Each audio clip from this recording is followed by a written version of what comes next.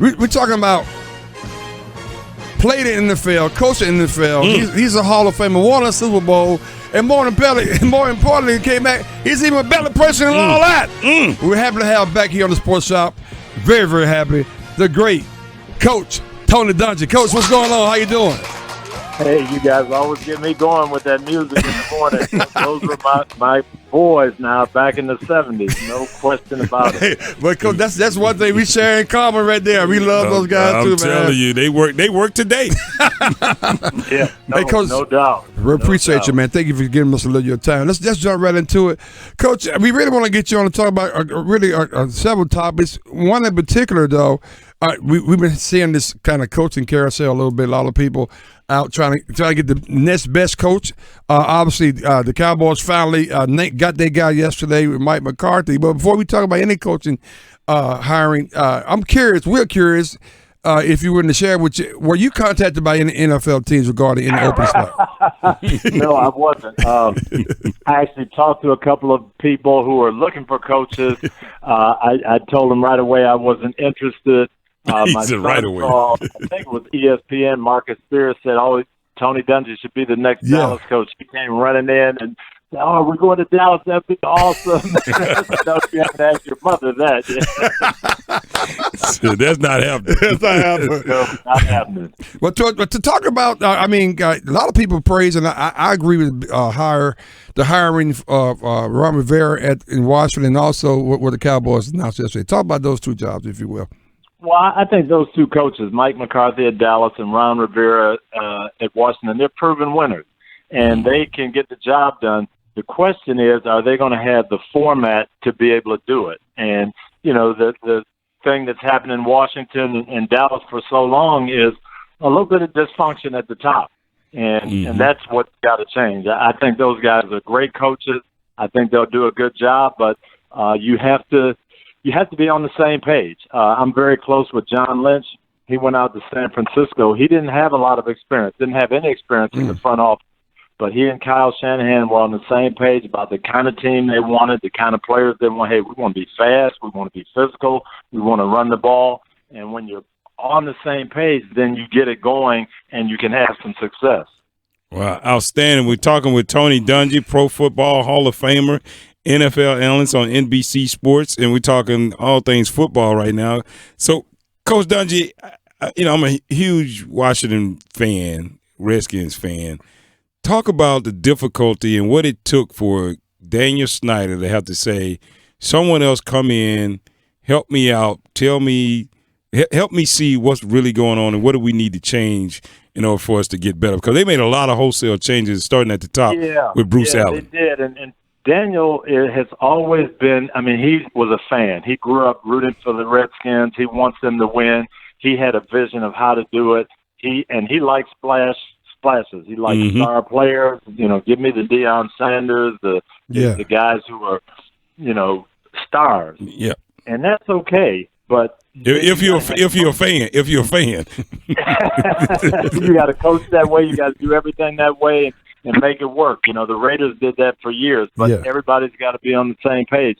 But I think he never had a mesh with the coaches that were there, and they wanted certain things. He wanted something else. So for him to say, you know what, we're going to change the front office, we're going to maybe change our thought process. Ron Rivera is kind of the opposite of what he's always had. Ron is just solid, fundamentally sound, no splash and dash. We're going to be tough. And it's a departure from what they've done, but I think it'll be good for them. Oh, man, we talking to Coach Tony Dungy, Pro Football NFL Hall of Famer. You can watch Coach Dungy on Saturday at 4 p.m. on WRL TV5 right here. When the Vikings face the 49ers in the NFC Divisional Playoff. Coach, last year we had this huge thing with New Orleans and the Rams with pass interference, and of course they implemented a rule this season. I don't think it's making a difference at all. I think we don't really know. I still don't know what's a pass interference and what is a pass interference. Can you talk about that? Because it actually impacted the games this weekend. It really did. I think they made it worse. I think I don't like replay on judgment calls. So now you get, whose judgment is it? Who are we relying on? And you have one person that says it is or it isn't. And they put us through this all year, and they said, well, it's really for the playoffs. And then we got to the big moment, overtime. There's a play. All the fans are in the stands signaling push off. He pushed off. The New Orleans players are saying he pushed off. You watch it on replay, he definitely pushes off. Yeah, right. And they said, hey, we're getting out of Dodge, touchdown, the game's over. I thought, what did we go through this whole year of saying, hey, we're going to fix this?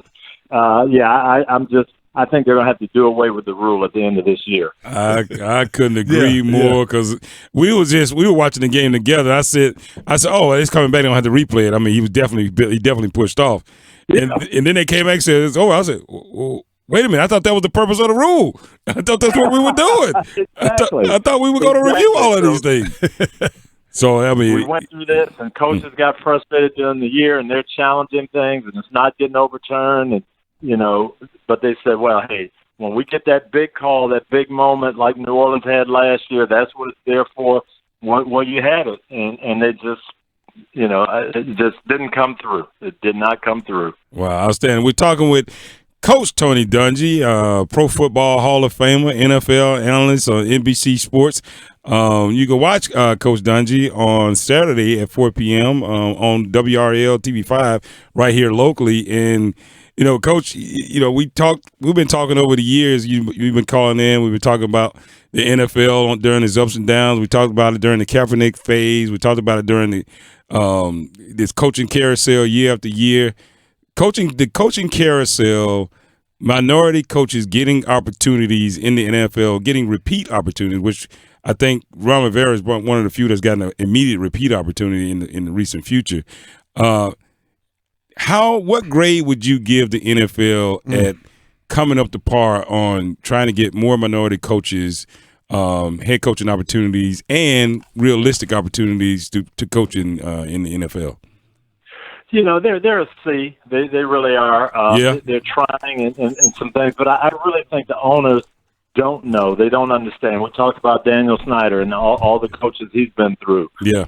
I was fortunate. I grew up in the Pittsburgh regime, and Dan Rooney was the owner, and Dan basically hired 3 coaches in it's about 50 years now. Yeah. But he had a formula. He knew what he wanted. He said, I hire young, unknown defensive coaches. I give them the reins. I support them. So Chuck Noll he hires in 1969. Nobody knew who Chuck Noll was. He stayed there 20-some years. Then when he left, everybody had all their thoughts who should get the job. He hired Bill Cowher, who was a young, up-and-coming defensive coordinator. He stays there, goes to a Super Bowl, retires. Then he hires Mike Tomlin. Everybody's saying, he ought to hire Ken Wisenhunt, Russ Grimm. They've been in the organization. Dick LeBeau. He said, no, my formula is young defensive coaches that can relate to people. Hired Mike Tomlin. Where is this guy from? He's only been a coordinator 2 years. He goes to the Super Bowl. But that's because Dan knew what he wanted, and he went out and looked for it. And it didn't matter to him if it was black, white, whatever. I know what I'm looking for. Yeah. So many of these owners now, they have no clue. So I got to hire who is popular. I've got to hire who's hot. Or people say offensive coaches. And, we get into all of these trends instead of just saying, I'm looking for leaders. I'm looking for men who can galvanize the team and bring everybody together. And that's what I'm going to find. And, I look at guys like Leslie Frazier. He's been a good coordinator. It was in Minnesota. Head coach took them to the playoffs, so he's got head coaching experience. Now he goes to Buffalo, who hadn't won in years. He's put that defense back together. The defense is carrying the team, and you don't even hear his name mentioned. That's a great point. I hadn't really thought about it until you said. Hey, we talked to Coach Tony Dungy. Really had a great conversation with him, and he's been on before. Hey, Coach, we have another coach, Coach Lavelle Moulton, who's the head basketball coach from North Carolina Central, who's a huge close friend of Coach Mike Tomlin. He just walked in. Coach, want to say something to you. Coach, how you doing, man?